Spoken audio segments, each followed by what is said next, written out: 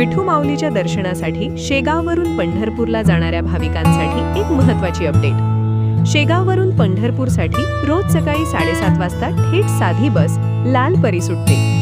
या बसचा प्रवास शेगाव, खामगाव, मंठा म्हणजेच जालना, शेलू म्हणजेच परभणी आणि माजलगाव म्हणजेच बीड या मुख्य मार्गावरून पंढरपूर असा असणार आहे।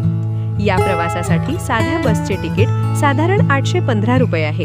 प्रवासाला निघण्यापूर्वी बसचे नेमके वेळापत्रक, बसचा प्रकार आणि इतर पर्यायी बसेसची माहिती असणे अत्यंत सोपे झाले आहे। ही सर्व माहिती तुम्ही घर बसल्या bussewa.online या वेबसाईटवर पाहू शकता। तुमच्या तीर्थयात्रेचे अचूक नियोजन करण्यासाठी आणि आयत्या वेळी होणारी धावपळ टाळण्यासाठी आत्ताच bussewa.online ला भेट द्या। हा माहितीपूर्ण व्हिडिओ आपल्या वारीला जाणाऱ्या सर्व भाविकांना आणि मित्रपरिवाराला नक्की शेअर करा। बोला पुंडलिक वरदे हरी विठ्ठल, श्री ज्ञानदेव तुकाराम।